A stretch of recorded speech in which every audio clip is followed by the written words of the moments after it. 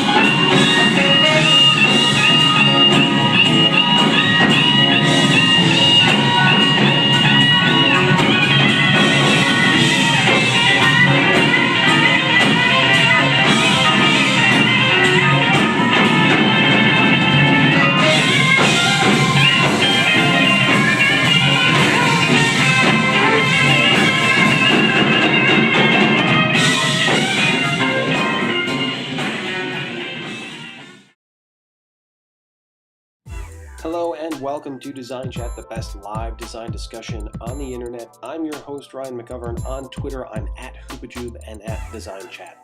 Every week, we get together with some of the coolest people from the design community and we chat. This week's recording was recorded live on September 19th and 20th at the Museum of Contemporary Art in Chicago at Cusp Conference 2012. Some of the people we got to speak to include John Siebel, the EVP of Motion Picture Creative Print for Walt Disney Studios, magician Jeanette Andrews, the founder of Cube Ventures, Rachel Sheckman, and also Veronica Scott, the founder of The Empowerment Plan. We also got to get the perspective from the two ticket winners this year, Victor Fong and Trevor Clifford. I'm constantly trying to stay up to speed with what's going on in culture around the world, but also, putting myself, exposed to new musics and trying to understand it and trying to be a part of it. And the older you get, it's the harder it becomes, because you can start to feel a disconnect. So you have to really push yourself in there and go, wow, what's going on in that music, or what's going on in that dance style? What are the newest clubs? What are people thinking? Involved. What's your environment like? Your physical environment, and the day-to-day. The team was about 20. It's down to about 16. They're just amazing creative people. And now the environment that we're in became this very white, sterile,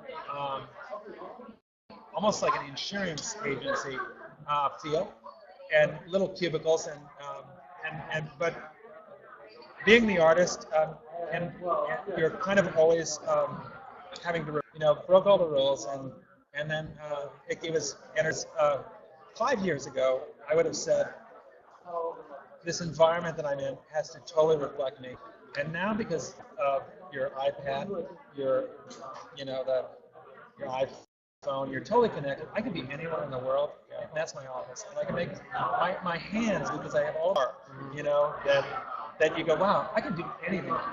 Be in London, I go, hey, I have an idea. I could type it in, bang, and I can get something back. Or sketch it. It doesn't matter about the environment. It doesn't, or they're wanting to be in a desk. If somebody wants to be in a desk and have a nameplate, they get one. Whatever you need. We're approaching the. It's been almost a year since Steve Jobs died.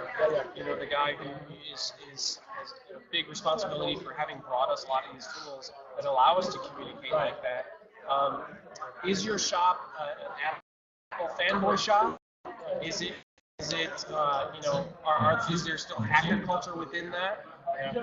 I had the pleasure. It was an honor to present to Steve Jobs on Story 3, and that was probably the biggest highlight of my life because I idolize him like a lot of designers. I remember, you can they edit films. We design the marketing, music. Yeah, it's everything is.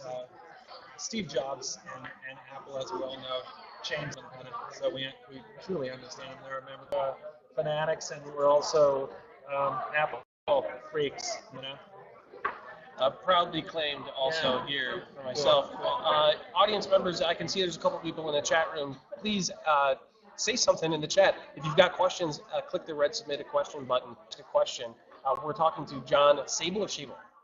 Sable from Disney, responsible for a lot of movie promotion that you've seen, from the hugest films that you can think of. Pirates, Tron, Toy Story, are you kidding? His team is responsible for doing that, him at the lead of that team. So please ask questions. Have you been in an environment like this before where so many diverse professions are in the same space at the same time? No, and yes.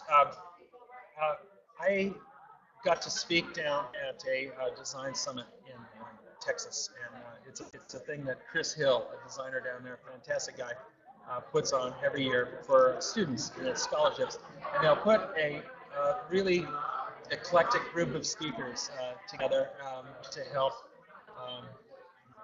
either talk through design experiences that students are going to probably experience, or I got to participate that was similar, but this is on a different level. It's when you can hear the president of Moleskine come in and talk about his thinking on design and what it means, and have a guy that's an amazing John Ivers, yeah. And then you have Mike Ivers. yeah, Mike Ivers, and then you have a guy about recycling and products, and how he's designed his business on a bigger scale. I've never experienced anything like this. This is pretty cool. It's very moving. Well, John, thank you so much for coming on, taking so some much. time. Thank you. It was great to hear that, and really moving. Thank you very much. Great work. Thanks Thanks for again. being here. Thanks. Have a good one. Thank you, Chicago. Yeah. All right, viewers, we're going to see if we can fish for some other speakers that we've seen this morning, maybe some we haven't seen. Again, that was John Sable, director with the lead group who does all the movie production that showed us tons of great work, told us great, hopefully see that story sometime soon. You guys are really quiet in the chat room. You missed your opportunity to ask some very cool dudes some questions. I just realized how I'm like a floating head and floating face in the screen there. Sorry, that's kind of scary. Okay, let's at 4:15. Hopefully we'll get some other people on. I want to bring on one of our ticket winners this year, Trevor Cliff, who we just met briefly in a little bit. Hold on just a second. Have a seat right about there. Cool. So, Trevor, introduce yourself really quick to the DesignChat audience. Tell them a little bit about who you are, what you do, and why you do it. I'm Trevor Clifford. I'm a graphic designer for a website called Blair. It's a clothing retailer. I just moved to Chicago to go, and I've been looking for some new opportunities here, and it's been a lot of fun. Cool. So, speaking of opportunity, you entered. How did you hear about the ticket giveaway? I saw it was a post on Facebook. You saw that? Yeah. Are you kidding? No. I didn't think anyone saw I that. saw that there, and I was like, oh, I might as well. So I clicked through that and entered a couple times, and that's my point. So, not very long, but only in geeks and really intelligent people who have lengthy arguments and fights and discussions and share cat videos, and it's the best and the worst of the internet. And so, for people who aren't familiar with Reddit, there's sub-communities. And a sub-community that's just developed is the graphic design community. There's a handful of subreddits, typography, and there's a motion video one. There's a ton of them. And so once in a while I check in and I see what's going on, and I thought, hey, I'll post something there about this ticket giveaway I'm doing.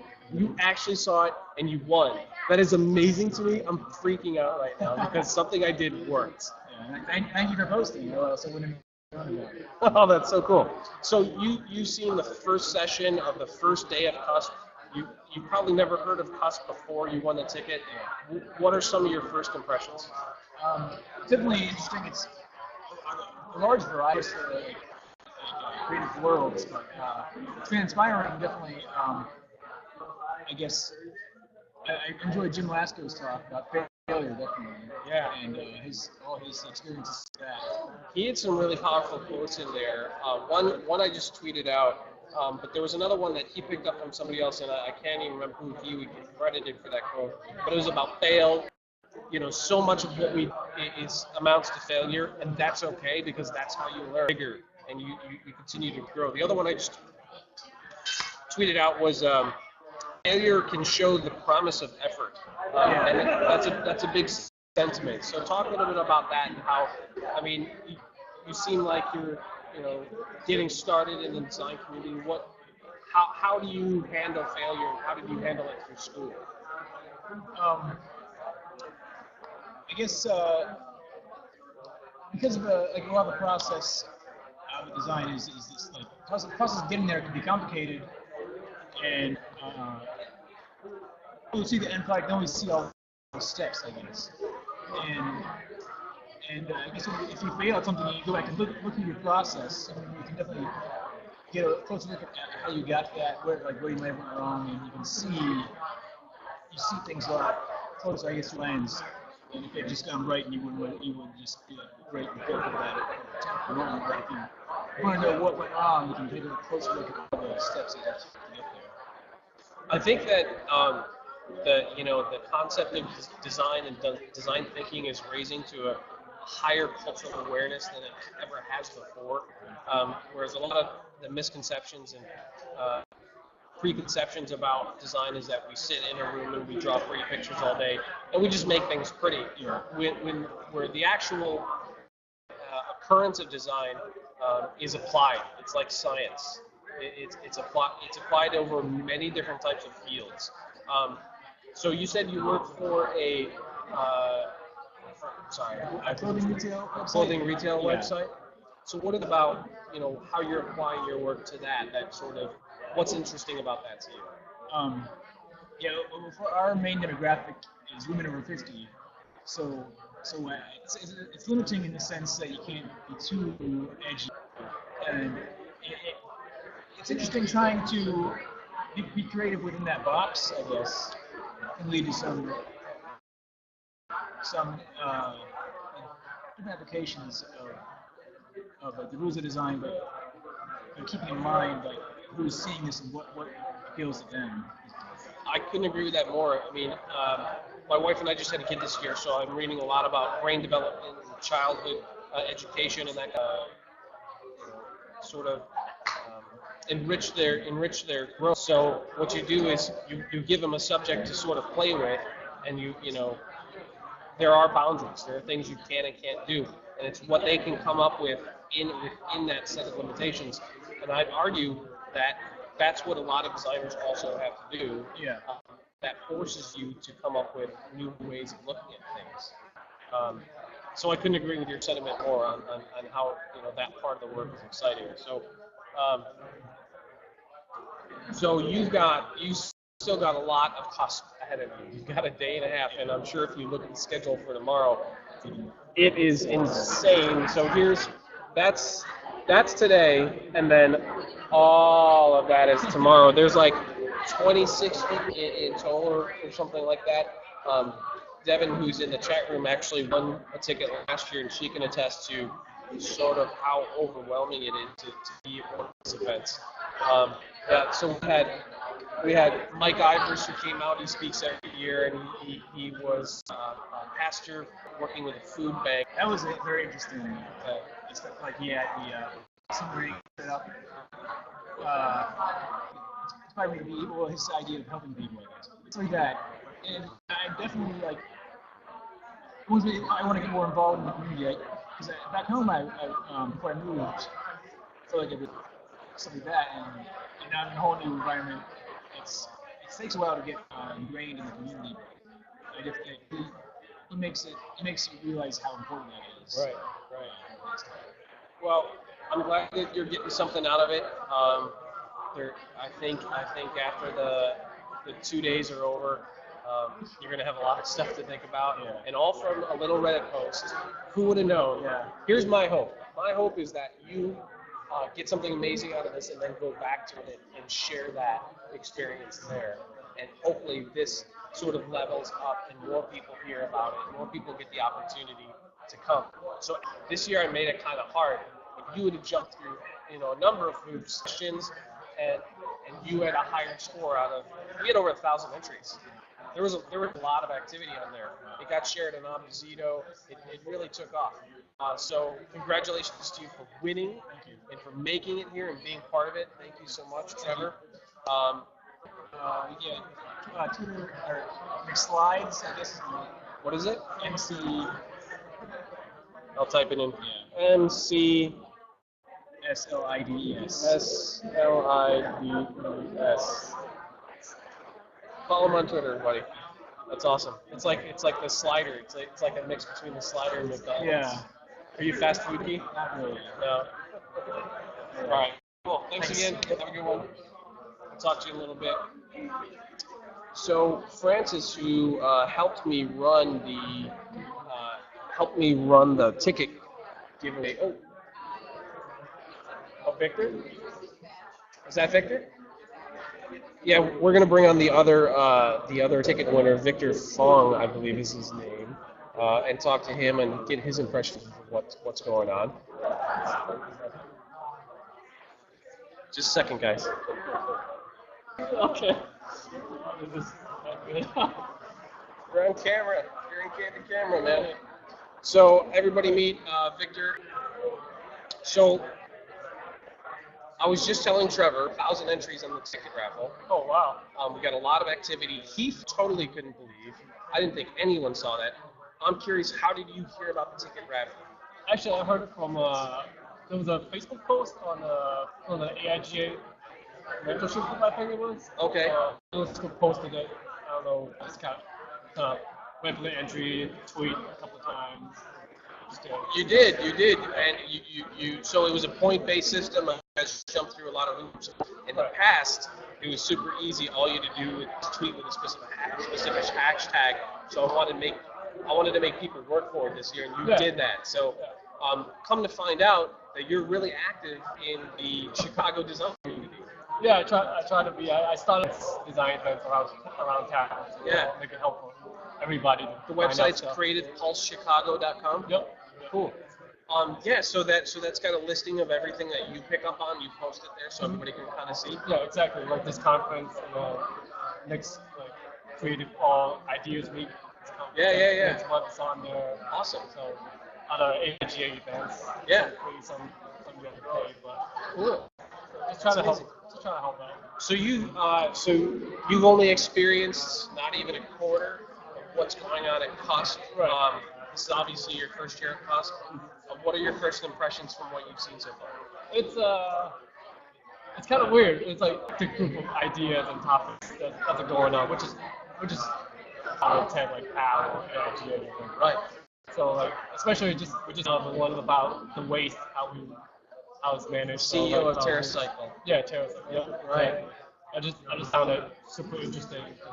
Not just on design. It's definitely design in terms of how to manage it, or how to figure that stuff out. But also it's really moving. social. Sort of sheds light on the idea of design thinking and how powerful that is, and how if you have a specific interest, you can. Yeah, in that way, definitely. So you are like sort of a full-time designer, or is that? I mean, your Yeah, I'm a graphic. My day job is job. graphic designer. And how long you've been working? I made a transition to go back to school. I started out as an accountant for Get about out of 4 or town. 5 years. Get out of town. Yeah, I've never heard that jump. Grad actually in accounting. Yeah. So I did that for 5 years, and then didn't like what I was doing, so I kind of decided to go back to school and study graphic design. I want to see how amazing your accounting spreadsheets. I bet they were pieces of art. Well, to some people probably, but Yeah. it's not to me. Very cool. So you're a Chicago resident. Yep, it's been for 9 years now. 9 years. Originally from. My family, I went to school in Michigan after that. I came here. What drew you to Chicago? What drew you to Chicago? Just a big city, close. I like the kind of like the middle coast. Cool. So, I wasn't sure when I first moved here, but after that, So I'm really excited to meet you, and because of how active you are in the design community. Obviously, that's one of my passions is design in general, and making community happen in any way that I can. So I would hope at some point we could collaborate and make something else happen. I don't know what that is. I have no idea. You can definitely figure something out. Yeah, but that's really cool. So. So we're broadcasting live. We are capturing this. This is going to be a podcast. I'm going to re-edit all the stuff from today and tomorrow. Who was one of the speakers? Oh, okay. He came on a few minutes ago before Trevor and talked to us. So I'm looking forward to talking to you a little bit more in the future. And thanks again for coming and participating in the ticket raffle. Yeah. And doing it right, man. Oh, yeah. Cool. Thank you so much. Victor Fong, everybody follow him on Twitter at Victor Fong, right? At Victor HM. All right. So for those people who didn't get to see your magic, give a little preface of what it is that you do. Yeah, a lot of what I do is kind of performance art inspired pieces. And so today I did kind of abstract geometry. And you said you started off today, and you're going to start off tomorrow too, and it's a sort of a two-part series. What can we expect to see tomorrow? Tomorrow, I'm starting off with an interactive piece from somebody in the audience. So we'll start off doing one piece of magic with somebody from the audience. They'll come up and we'll do a little something together, which should be great and really fun. And then kind of creating a sense of anticipation and kind of building a world for the work that you do, so that people are already really sucked in and excited about what you're going to do before you do it.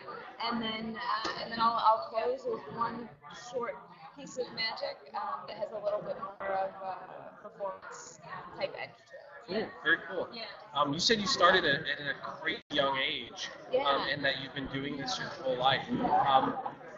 What do you think made you gravitate towards this sort of performance and this sort of idea so young? Yeah, I started doing magic when I was 4 years old. I got interested in it by seeing a Siegfried and Roy TV special, and I just was like, that's what I'm going to do. And so I did my first magic show for my Is there going to be a tiger tomorrow? No, there definitely is not. I love animals. I'm a big animal person, but I don't use them in my show. But yeah, no, so I did my first magic show for my preschool class. I started performing professionally when I was 6. Crazy. And this is the only ever since. Very, very cool, very cool. Well, it was a pleasure to get to meet you, after seeing that great show this morning, and I'm looking forward to seeing the craziness and the participation tomorrow. Great, thank you so much for having me. Thanks everybody. Where can people sort of contact you online or see what you do? Everybody feel free to take a look at my website. It's just my name, which is JeanetteAndrews.com. So it's JeanneTTE. Cool. JeanetteAndrews.com. Awesome. Great. Thanks so much. All right, talk to you soon. Thanks. Bye. So welcome to Design Chat, the best live design discussion on the internet. That's my tagline. I love it. So we're lucky to be sitting here with Jeanette Andrews, magician, performer, philosopher. Today, you were speaking about, and so she opened the show here at Cusp yesterday, and she promised to come back after she opened the show again today, and share with us some magic and a little bit of her experience. So, yeah, absolutely. Bravo! Thank you for coming. Thanks so much for having me. Yeah. So what do you got for us?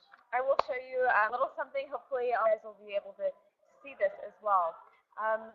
And a lot of kind of what I talked about this morning was the notion of our perceptions, and something that I'm really interested in is our ideas about the perception of space and the spaces around us. So we'll try a little demonstration of this. She's got a rubber band. Which is these 2 rubber bands. Okay. So I'll stretch the first one in between my fingers, just like this, and drop the second one right down behind it. Okay. Or your eyes, look at that. All right? But if you just change how you look at them for just a second, What? Wait a they second. just pass right through each other. Okay, I'm right in front of it, and I totally couldn't see how that just happened. Ryan, is it okay if you help me out with this for Sure, a second? yeah. Great. I'll I'm have you hold on scared. to one of these. No, it's fine. I'll have you hold on to one of these for me. Is that okay? Okay. Hold on 2 fingers like this Two for me. fingers. And then bend them in like that. I'm bending my fingers like this. Yes. Okay, perfect. I'll put one side right here and one side right there. Am I gonna get Wonderful. snapped in the face? No, we'll make sure it doesn't 'Cause happen. that's my biggest concern with rubber bands. No. So I'm putting mine right down on the side by Ryan right here, okay? And here, we'll make sure it won't happen. So you have a nice tight hold on this, right? Yeah. Yes? Okay. Great. But one more time, if you just look like this. Crack. Okay. What? Wait. Are you kidding me? Are you kidding me? Look at this. Look at that. I can't believe that just happened. Thank you very much. I'm stunned. I'm speechless. This is a regular friggin' rubber band. All right. I'm not gonna ask the question. I'm not gonna ask the question. That's because I can't tell you anyway. You'd have to Thank kill you. me. Amazing. Thank you. Thank you for doing that. Again, your on-stage presence and the way you she pulled a petal out of a flower and turned it into an egg and then cracked it right in front of our eyes today. And I heard gasps. I heard awe. It's cool. So wow, we're just really inspired by your performance. So Thank you. again. Thank you so much. I'm very excited Sure. to be here.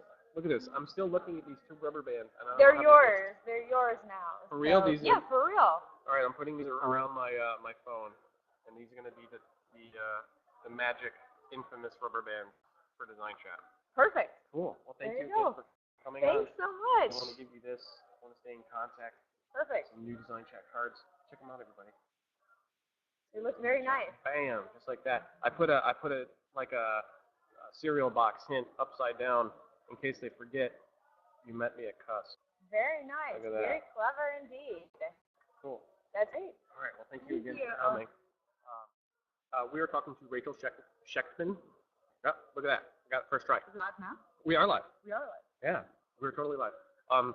We got to meet Rachel earlier today, and she had one of the coolest concepts. I can't believe I hadn't heard of it yet because it's so big. Maybe I'm just completely deaf and living under a rock. Not at all. She has taken a retail experience and served it up in the form of a magazine, and that kind of blew my mind. Right? Advertisers are clamoring to get in front of their audiences in different ways today because the push media is dying, right? You found a way to do it in a fun shopping environment. There's a whole second story to this that I can't wait to talk about. In a fun shopping environment, captive audience where you said, I forget which store, had an average stay time of about 40 minutes. Anthropology. Anthropology, right. That's an old, I don't know the current statistic, but it Somewhere was about around a few there. years ago. It's a decent amount of time. And to pair this with the sort of collections that you guys put together. So the concept, briefly tell them the concept of what story is. Got it. Well, we're sitting in front of story, Look at that. so that's serendipitous. But the concept is the point of view of a magazine. We change every 4 to 8 weeks like a gallery, and we sell things like a store. And our name is Story. So the O in our logo expands to be parentheses, and then we change the middle part every time. So our first issue was Love Story, we had Color Story, then we had New York Story, and as you alluded to, we do consider ourselves analogous to a magazine and a media company. I call it retail media, and what I mean by that is our version of editorial content is the merchandise we curate and sell around a story, and the events we have around a story, and then the publishing side, aka the advertising component, is the sponsors and the ads we sell. So an example would be Benjamin Moore was one of our in-store advertisers and sponsors for Color Story, and then General Electric is sponsoring our next one, which is Making Things Story. It's brilliant, and use this great visual cue of literally just showing a magazine spread and showing the content versus the advertisers, right? And a little bit of the editorial. And then side by side, you showed your store, which had content, editorial, and advertising right there on the wall. But advertising that doesn't feel like traditional advertising. It was part of the environment, and it helped to tell the story about why the the items for sale were there at all, right? Very moving, very exciting. But the second part of the story that I can't get too fast enough is you did something so from the design perspective and knowing knowing the name that she got involved with. I'm getting nervous even. I'm so excited to talk about it. I don't want to screw it up. So quickly tell your story about how you had admiration for Stefan Sagmeister, stuttering. I'm so excited about it, and then found a way to work with him. He's gonna kill me. I think after telling this story publicly, the poor guy's gonna get emails and phone calls with people trying to barter and offer up God knows what. I think is what might happen. Yeah. But basically, so one of the things that I had mentioned was that people who create things, whether it's graphic designers and artists and entrepreneurs, are my version of celebrity. So some people would see Brad Pitt and get excited, and I'd see Mickey Drexler, who's the CEO of J. Crew, and get excited. Mm-hmm. And one of those people in my life is Stefan, and I think he's design rock star, graphic god. Yes. And so to make it a somewhat short story, I wanted him to do our logo. I do not have venture backing or lots of money, and I had cold called him because I love cold calling. I had met him once, so maybe it was a warm call. A lukewarm call. It was a lukewarm call. Yeah. And I said, I'm starting this new business. Here's the idea. What do you think? And he said, well, while I do a lot time for passion projects, and I think what you're doing sounds interesting. Right now, I'm not taking on any because I have my own passion project, which is a documentary film called The Happy Film, which is what he's making. And he said, but I'll meet with you for an hour. So I met with him for an hour. We sat down, we spoke. He asked me the name of my store. I said, it'd be called Show and Tell. He said, the name sucks. It should be called Story. And I said, well, obviously it should be called Story, but I can't get the trademark. And he goes, just try, you never know. And gave me some other examples. And, we were talking, in the last 10 minutes, I started asking him about his film, and they were fundraising, and I was thinking while I was talking, while he might be my graphic god, he's not a marketer. And so I started asking questions, and he said, send me with some of these thoughts, and I'll introduce you to the producer of the film, and then I'll send you some names of other design firms. So I followed up, I did my homework, I sent the email with my ideas for different Kickstarter prizes and other things. And long story short, I had known the producer from, serendipitously, and they had launched the campaign. I wasn't really that involved beyond that initial email, and I got a call 10 days before the end of the campaign. And I think they were somewhere around $13,000 over out of 45, somewhere around there. And so they had reached out and said, hey, do you have any other ideas? And I gave some other marketing ideas. And then I said, I got a proposition. And I don't know, it literally just popped in my head. And I said, I'll go online right now, and I'll put $20,000 on my American Express card. Bam! And you're not just $20,000 closer to your goal, but now you have yourself a marketing campaign called We're Over Halfway There. And now I have skin in the game to help you get to your goal, because when you do get to your goal, you can design my logo and branding. So he goes, interesting idea. Let me go back to Stefan. And yes, we, I think, ended up around $48,000. I have to check what it ended up at. And I got what I think to be the most badass, amazing, unbelievable listen to me, logo. And, someone who's now a friend and not just a graphic guy. And they got to push forward their creative endeavor in the movie. Yes, and check out the movie. And if you Google The Happy Film and Stefan, you can see some clips for it. It's really following him as he lives, explores three of the most popular views around what makes us happier, which is meditation, drugs, both illegal. Steve Jobs told us that. Yeah, right? Both illegal and prescribed. And now I'm spacing on the third. And third, maybe sabbaticals.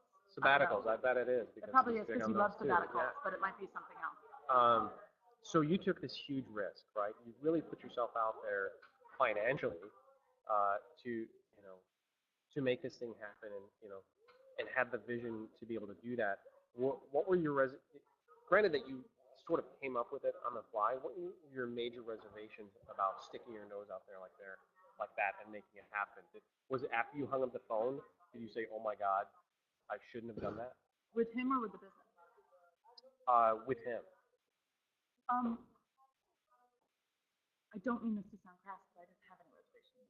I didn't. Well, let me. So you're say totally that. confident about it. Let me. Right. Well, when I said the $20,000 on the Amex, that was fine. That didn't worry me, right? I mean, I didn't have $20,000 in cash to play, but it could sit there and earn interest, and someday, you know, I'll get around to paying it off. That part that scared me. I'll tell you the part that scared me is when I learned about his process.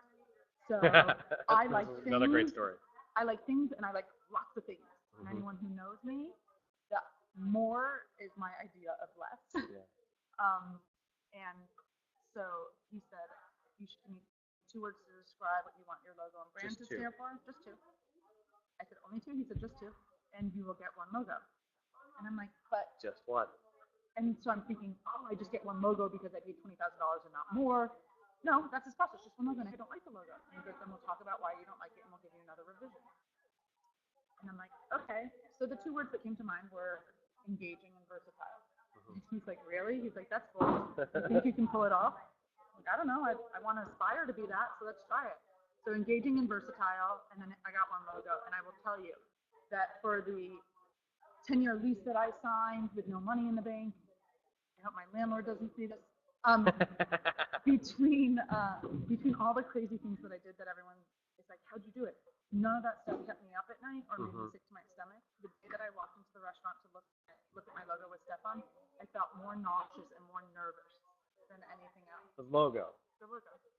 And that I just got 1. What if I didn't like it? Right. And it's him. Like, how could you get it on the first try? Right. But when you're a graphic god, you can get it on the first try. And I love the way that you showed that too, that he just showed the words, you had the word story up there for a long time, the way he did, and then you let it open up and have you know, the central part of how that functions, you know, appear. And that was a great moment. I would be remiss to say, and I unfortunately didn't say it on stage because a lot of it didn't manifest until after, but really the person who spearheaded the design of my logo is Jessica Walsh, who's now his partner. So now that it's Sagmeister and Walsh, it was really Jess who spearheaded it, and who is so fierce and so talented, and in walks the stunning young girl. And I don't know if I've even told her this, but I thought like, oh, he's giving me an intern to design the logo because I had this wacky proposition.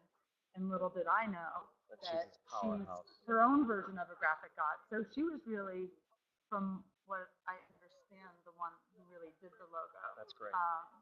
And she's amazing. So can people see an online presence of the store? They can. The website's thisisstory.com. Okay. It leaves a bit to be desired for such a visual experience. The website is quite limited.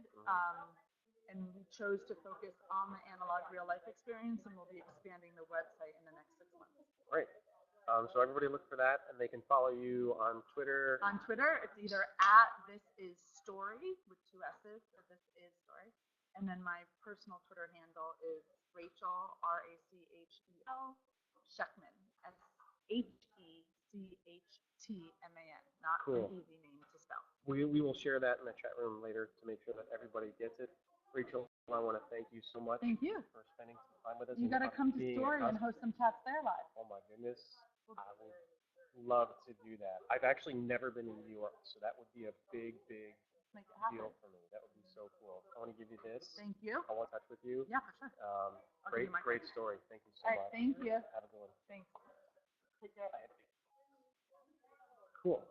So Rachel Sheckman, we are now going to bring in another speaker today. Hi, and who I'm just meeting. Have a seat. Your story. Okay, so real brief, so I don't screw it up. Give an introduction of yourself, starting from what some people will remember with Emily Peloton and Studio H, who not only was on the show at Cusp, but when she did a book tour, she actually brought her the Airstream trailer out to West MD in Symbolic, and we broadcasted from the trailer, which was a whole lot of fun. So tell a little bit about that story, please. Well, I met Emily the same way. You know, she brought her Airstream by, and she sponsored the project. And this is right before she exploded. You know, like, hey guys, they did such an amazing job on that roadshow. And this was when she was just releasing the book. She came in to see us and says, I want to change the way product designers think about product design, because we're really just about like, okay, you sketch, you do research online on Google, and then you pump out something that is hot and sexy and shiny. And she went in there and kind of stirred up the pot a little bit. And she actually, her and I still talk now, doing something later in Boston soon. Cool. She's been a huge support. You know, she was like, I can't believe you took it to the next level, and I'm really happy to meet her. She's amazing. She is absolutely amazing. And so are you. Thank you. It's I'm grasping for words at this point to sort of describe the enormity of what you were able to accomplish when so many people were telling you you were wrong. So many people were telling you everything that you were doing was wrong, who you were hiring was wrong, the reasons you were doing it were wrong, and you said, BS, I'm going to make this happen. So tell us the story about this coat. The coat, I feel, is almost like second coat. Like, you know, I did the coat because that's what people on the street were like responding to and wanted.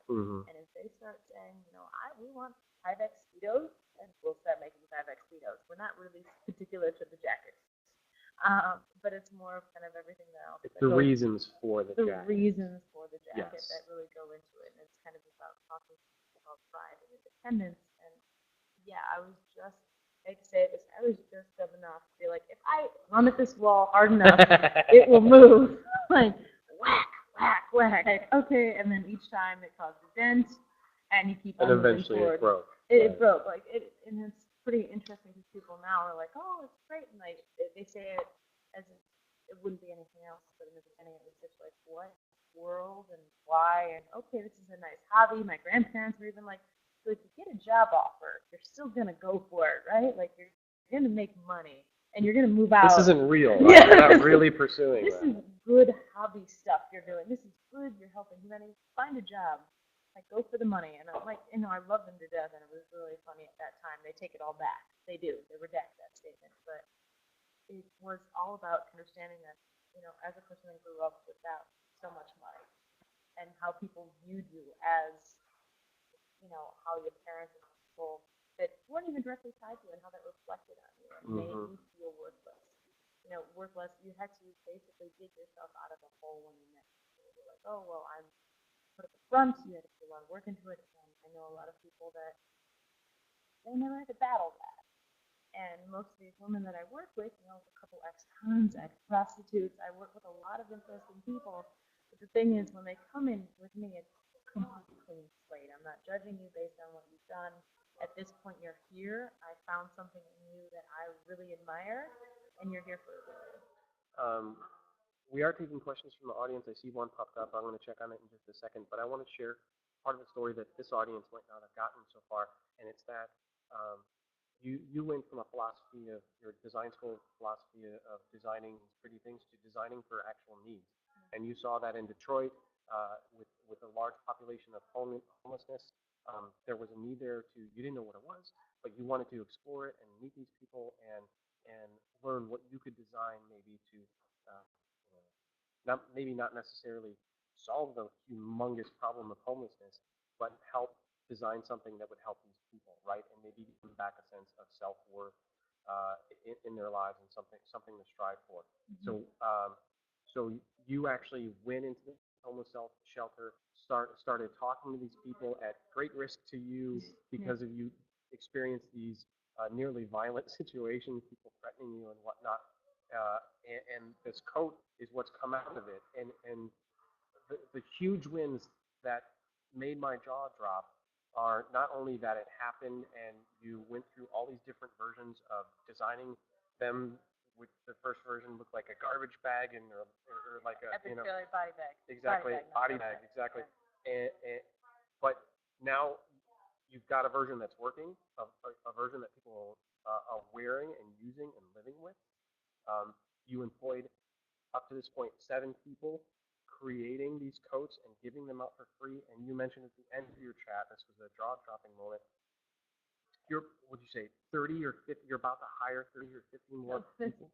No, that's a goal. That's a goal. Like in the next year or 2 years. And actually, we're in the market for eventually our own building, where this is like something. I think Detroit is kind of like this wild west of creativity right now, and I think a lot of other cities kind of emulate this. This whole Wild West is, I'm going to conquer this again, reconquer it, and make it my own.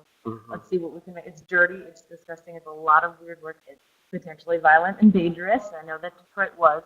But the things that we can build in it is very exciting. So I'm going to be able to get our own building. And in that build, where I need to do in it, like daycare services, healthcare, all of that in one space.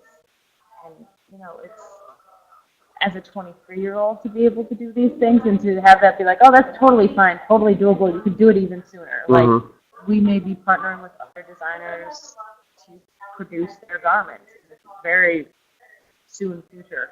Not only coats that we're selling to the public, but like, you know, like a Donna can't come in and say, well, I want to produce in the U.S. and I want to do it with quality stuff and I want to do it right here because it's an hour and a half away from where I live.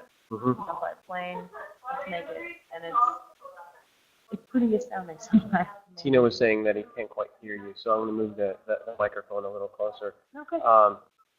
There was another moment in your talk that you had made the decision to just go after it full force, and you decided to talk to as many people about it as you could, and eventually that landed you a phone call and then a meeting with a major manufacturer, which was Carhartt. Yeah, Carhartt. And so you walk into the CEO's office of Carhartt, and what happens? That was ridiculous. I love that experience, but it was hysterical because I get a call from him on my cell phone saying, show up in 1 hour. The company is based in Dearborn in Detroit, so it's very close by to where I was. Like, show up in an hour, whatever you're wearing, bring whatever you have, let's do it.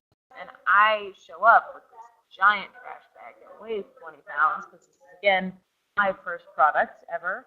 And I just talked to everybody because I didn't know who to talk to. I didn't know where to go next.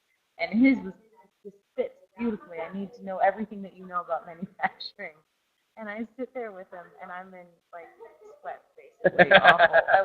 I was in, like, plaid and awfulness. And I'm sitting there talking to him, and all these other people are in suits.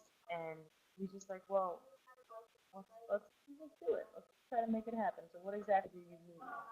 And that was the funniest question because my first business plan, again, sounds, my first business plan. It was like a coloring book business plan. It had 15 pictures, one spreadsheet in the back. He knew I was trying.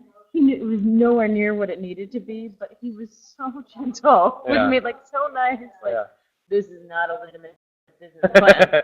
But you're an art student, and you're trying, and I'm going to give you credit.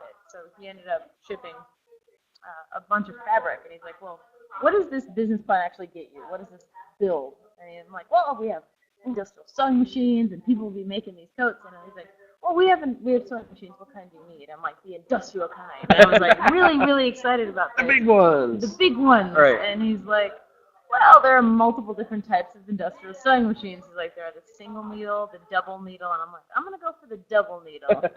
In actuality, turned out I should have said single needle. They're faster anyway, but we actually took the double needle out recently. And he's like, okay. I'm like, 2 is better than 1. I'm making a really good decision. Yeah. And then 2 tons worth of equipment and garment stuff was being shipped to my grandparents. Amazing. And that's how it happened. We still work together. They still have this like notion. They're like, why do you have to buy sewing machines? You should never have to buy sewing machines. Here's some sewing machines. Ship them up next week. And they're the parent figure to us because I am a horrible seamstress. I am an art student that knows nothing about. Now I do, but I was a business, and then I didn't know anything about manufacturing either. I was a product designer that saw products completed and was like, that's a mystical, magical experience. It's just there, and it's produced, and people do it, and it's fantastic. And now it's really interesting to be learning from this side. Right. So let's talk about the product itself. It's a coat that's also a sleeping bag. That's also a pillow. That you can wear as a coat. That you can wear as it's rolled up as a bag around you. And you obviously went through numerous versions. You showed us the very first version. Talk a little bit about the process of making it and what it became. First version took me 80 hours. I had to learn how to sew for my mother. It was a Frankenstein coat made up of a hodgepodge of 7 wool coats, cut, stripped apart, re-sewn together, and then pattern pieces were cut out of it. I'm sure it was beautiful. It was gorgeous and smelly and like lint covered in several different colors because I couldn't get all the same matching wool pieces. And then it was lined with plastic trash bags, shredded plastic trash bags with my scissors, with black trash bags, with billboard fabric. And then, orange construction fence because at the time I thought it was going to be a tent. Because I wanted to do the Swiss Army knife of like sitting things. Yeah. And epic failure, ridiculously heavy, took so long and was so ugly. And when the people at the shelter look at it, they're like, "Well, this is beautiful." I'm like the kid with the macaroni painting, and they're like, "By the way, it looks like a body bag." And so, but the iterations after that were similar. The next one took 60 hours. The next one took 30. And it wasn't until I met up with Carhartt that we were like, well, we got to streamline this down just a smidgen because it's taken a long time. And actually, now that the pattern is kind of complete, it's been a lot of pattern tweaking, but the material is the exciting part now. Right. I'm actually developing a material with GM. They currently make the recycling That's amazing. from car interiors, the car batting and interiors. We get scrap as recycled into insulation for our coats. Wow. What I'm really excited about is we're actually doing something that is 100% recycled, post-consumer, that doesn't exist yet, and that we'll be using it in our jackets because we're developing with them. And I'm geeking, nerding out, and I can describe all this stuff to you, but it's going to be warmer than down and yet waterproof. Wow. And 100% recycled. Really. That sounds unattainable when you bullet point it like that. It does, but it's something that we needed to take care of a long time ago as far as things that we needed to recycle. So it's really exciting. And now the iterations of the design are more about the materials that it's made out of. The last story I'd like you to share with the DesignChat audience is the Fashion Week story, and how that came about and the ramifications from that moment. I did Aspen Fashion Week, and it was a very surreal experience for me because talk about, a comparison between Detroit and Aspen. And I'm there, and I'm going, this is just not my area. Like, I am out of my element here. There are like 2 homeless individuals, and they're like wearing minks, and they're well taken care of here. And it was really surreal for me, and upon first entry. And then when I went there, and I'm showing this coat, I'm next to 2 sponsors, Bentley and Stoli. Wow. So we got booze and cars. Bentley has somebody drop from the sky. Skydived onto with techno music playing, and I'm just standing there with my coats going, I'm a buzzkill right now. I am like your fashion, fantasy gone awry here. And I'm like, check out my sleeping bag. I'm like, hey. And it was pretty amazing how many people at this event that were, the average cost of a house in Aspen is $6 million. That's the average price. 6 million. Yeah, so when I'm there with my free sleeping bag coat, and I'm just sitting, and this woman comes up to me that is literally draped in 5'2", tiny person, and I have and 6 feet of jewelry. Yeah, 6 feet of jewelry and 6 feet of heels, and I have a giant double extra large coat sleeping bag in white that has been previously used, that was on a mannequin, pinned to it like mad because we had all slept in those coats. It's another crazy experience. We all slept in them in 15-degree weather, and that was one of them. You got to know if they work. Yeah, exactly. You got to get your friends drunk. No, testing done easy and cheaply. That's a tweetable quote from the chat. And she actually comes up to me and she's like, well, how much does it cost? I'm like, well, I'm not. She's like, well, I want to buy one. Can I wear it on this? This is a double. She wanted to go large. skiing. She wanted to go skiing, and this this tiny 5'2", like this big round person was like, I want to wear that tomorrow when I go skiing. Are you kidding me? But I thought that would be what a revelation. Yeah, and I thought that was the most interesting thing to happen to the evolution of the coat, because that means that I could sell the exact same coat that I give out for free to somebody that has that kind of fun, that kind of money. They're buying it for a fashion statement, oddly enough, as opposed to apocalyptic chic. But what I'm really intrigued by is the idea that I will be able to get the same person that has a $6 million home in the same coat that somebody's wearing because they have no home. Right.